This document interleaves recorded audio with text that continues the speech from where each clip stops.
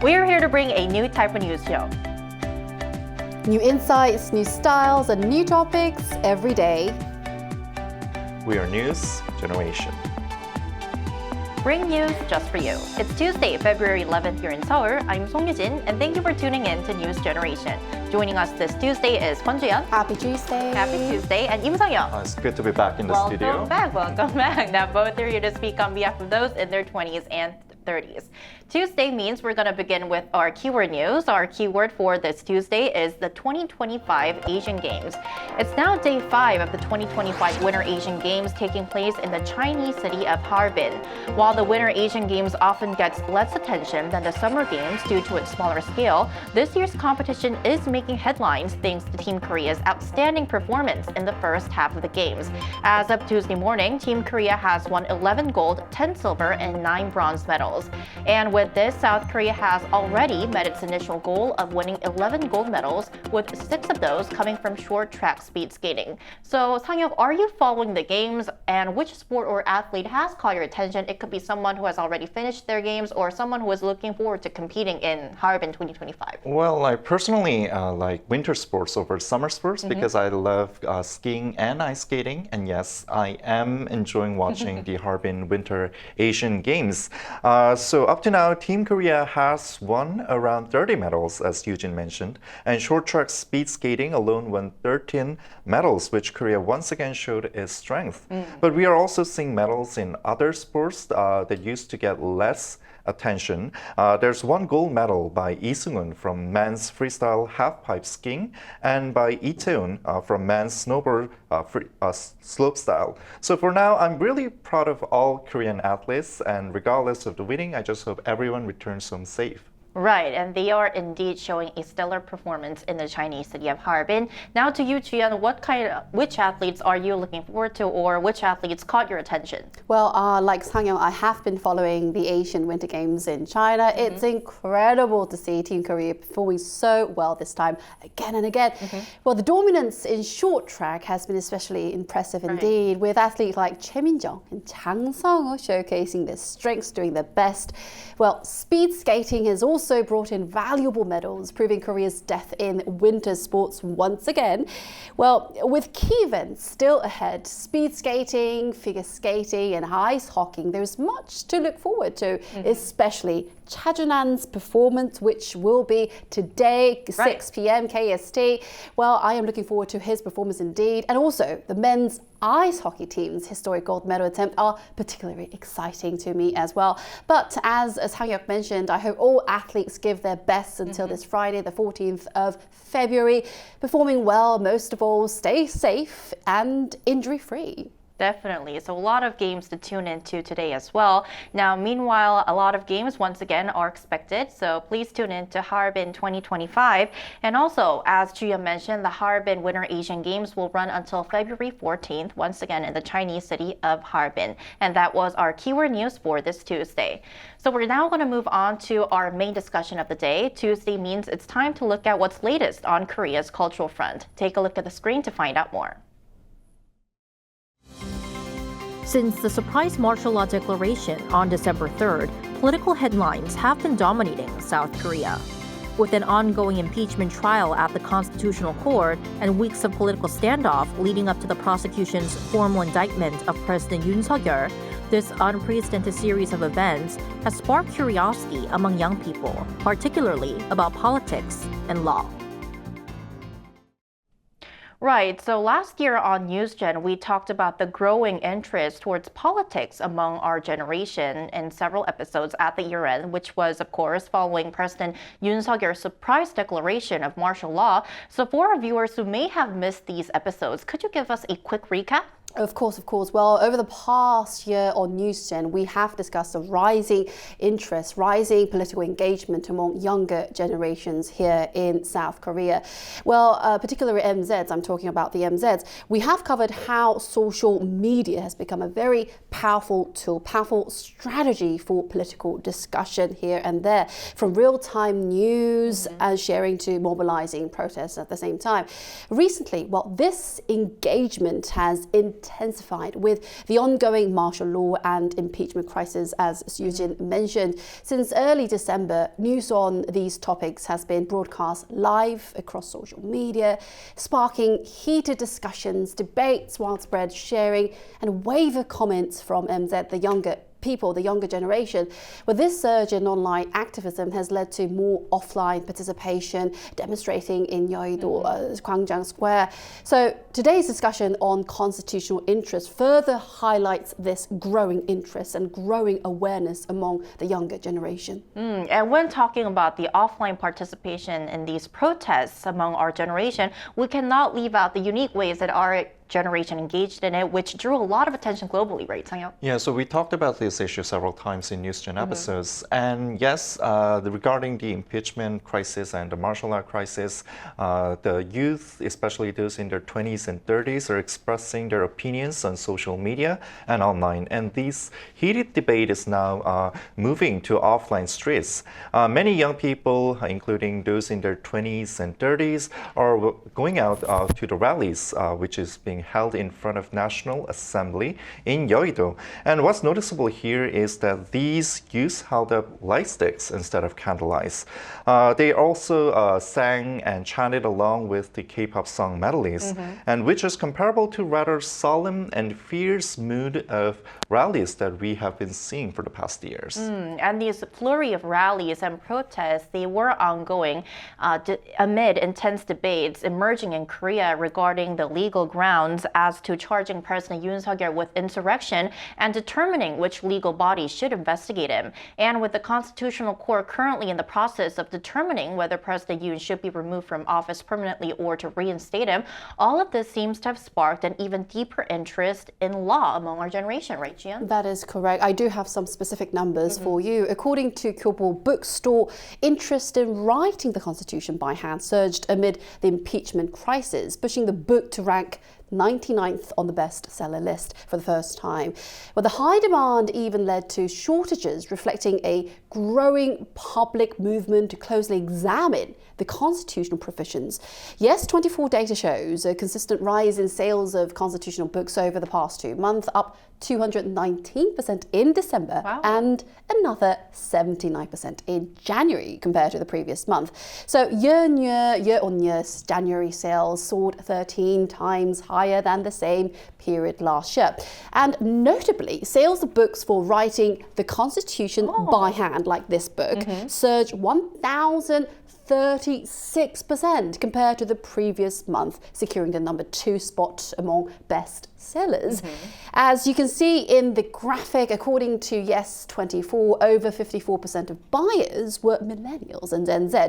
And this demonstrates the younger generation's increasing interest in constitutional studies. Right, so this is another form of transcribing, and in our previous episode of NewsGen last year, we talked about how transcribing books has become something big among our generation. So could you elaborate a bit more on this trend of transcribing the Constitution? Yeah, in fact, writing your favorite quotes or lines from movies or books have been a long-term trend for a while, and I think the younger generation's interest in laws and politics is manifesting into writing the national constitution itself. I also used to write text with my hands, and it actually helps you to fend off distractions and fresh up your mind. So with this new trend ongoing, bookstores are displaying the national constitution with notebooks that are designed for people to write the copies with their hands.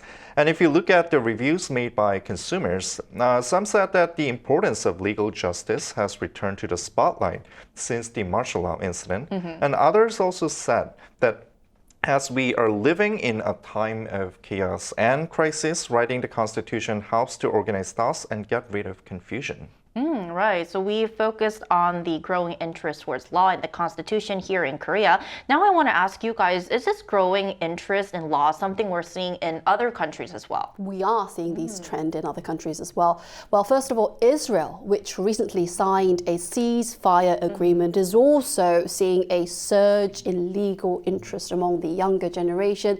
And like most countries, Israel has no formal constitution. Wow. Interesting indeed. However, Prime Minister Benjamin Netanyahu's push for judicial reforms potentially undermine the existing separation of powers has sparked concern. And as a result, MZs are increasingly engaging with legal issues and debates with the ceasefire in place. Public interest in Israel's legal system is expected to grow even further in that country.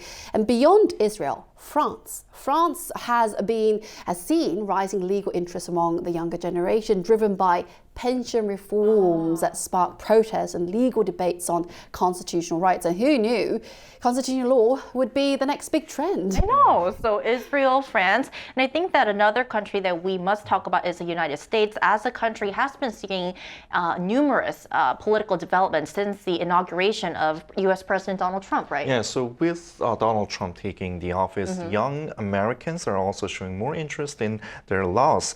So for 160 years, Act 14 of the U.S. Constitution has stated that those who were born within the U.S. territory will be given with the U.S. nationality. But as Donald Trump recently inaugurated, an executive order has been laid out to block people from easily acquiring the citizenship. That is, the children who were born from parents with the status of illegal immigration or temporary stay will no longer be able to gain nationality just because they were born within the U.S. border.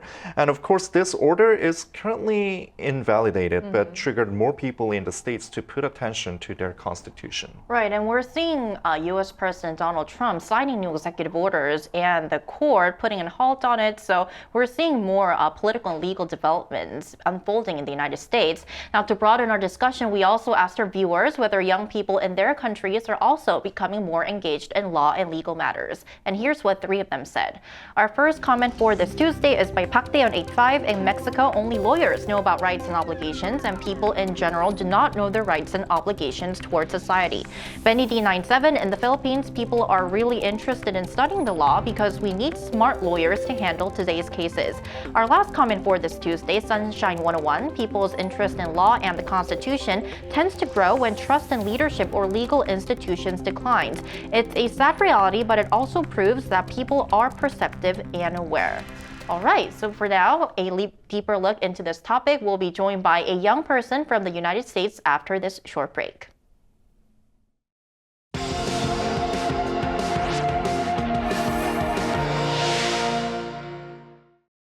NewsGen wants to hear from you. Go to YouTube and search our channel Arirang.News. Click Community and leave a comment down below. Make a new type of news with us. Welcome back. Joining us today is Brittany Schmidt, a Gen Z from the United States. Welcome back to the show, Brittany. Hi, it's good to be back. Great to have you back. So, Brittany, we briefly talked about what's happening in the United States now, but would you say that young people in your country are generally interested in law and politics these days? And have you noticed any increase in their engagement? Yes. Young Americans have shown a sustained interest in law and politics, though the nature of their engagement has evolved since President Trump's re-election. Notably, there's been a shift among young male voters towards a conservative perspective, with a significant number supporting Trump's policies. This contrasts with earlier trends where younger demographics leaned more liberal. Additionally, youth-led organizations continue to mobilize around various issues, reflecting a complex and dynamic political engagement landscape. I see, Brittany. Well, then, are there any specific legal cases or political debates currently in the spotlight among young people in the US? Yes, several issues have captured the attention of young Americans recently. The Supreme Court case, United States versus Scametti, which addresses the legality of bans on gender-affirming care for transgender youth, has been particularly significant. Then, of course, there are the executive orders President Trump has put into effect, such as the tariffs on imported steel, the ban on remote working for federal employees, pulling out of the World Health Organization, and the crackdown on illegal immigration, with the executive order to deny the right to citizenship to the children of migrants, either in the US illegally or on temporary visas. And he's trying to rename the Gulf of Mexico to the Gulf of America.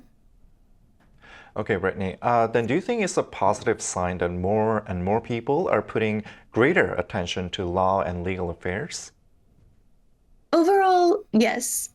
Greater political and legal engagement means young people are more informed and involved in shaping their future. However, the current climate has led to increasing polarization, with young voters becoming more divided along ideological lines. While this engagement can drive meaningful change, it also risks deepening societal rifts if discussions become more about partisanship than policy. The key will be fostering critical thinking and constructive debate so that young people can channel their engagement into solutions rather than division. All right. Hope we can see more constructive debates happening in the future. Brittany, thank you so much for your time today. Always appreciate you coming on our show. Thank you for having me. Thank you. Right, so after everything we've discussed today, do you think this newfound interest in law will remain strong? Do you think this momentum will continue? Well, I do believe this trend, this momentum will continue for a while. Having studied law at my undergrad at the university, I have seen first-hand legal knowledge shapes your perspectives and your knowledge and decision-making at the same time. As society grows more complex, more young people are recognizing the importance of understanding the law itself. Right. And a legally aware generation is better equipped to navigate governance, their rights and policies that shape their future. And I reckon knowing the law means seeing the bigger picture, making informed decisions and influencing real changes. You can make real changes in your real life. So I do believe that at this rate, law school applications might surge for a while, isn't it? Right, definitely. And I also want to add that it's never too bad to learn something new, especially when you learn the law. As you mentioned, there are so many benefits that come with it. So I think that this trend is here to stay. What about you, Tanya? What do you think? Well, to be honest with you, I think writing the Constitution with your hands will fade away, just like any other trends, as the political turbulence settles here in South Korea. But whatsoever, for now, just like Brittany mentioned, I think it's a good sign that more and more people are having great interest in laws and legal affairs, albeit this may be a temporary one. So for now, I just hope that more laws would be proposed and legislated in the National Assembly that reflects the opinions of young people, since we are witnessing more and more MZ and National Assembly members. Younger politicians, yes, right? These days. So I hope that those laws could reflect the wishes and hopes of the young people, especially those about the marriage support and housing loans. Right, and I think that you mentioned a very good point, because if more young people study the law, then they can actually advocate for more change within their community, not just understand what's going on in the society. Yes, and it will be easily transformed into action. Definitely. All right, and that wraps up this episode of News Generation, but we will be back tomorrow at 10:30 a.m. Korea time. Special thanks to Kwon Ji-yeon. Thank you for having me, Eugene. Thank you. And Im Sang-yeon. Thank you, everyone. Thank you, and thank you for our viewers for watching, and we'll see you tomorrow on Wednesday. We are News Generation.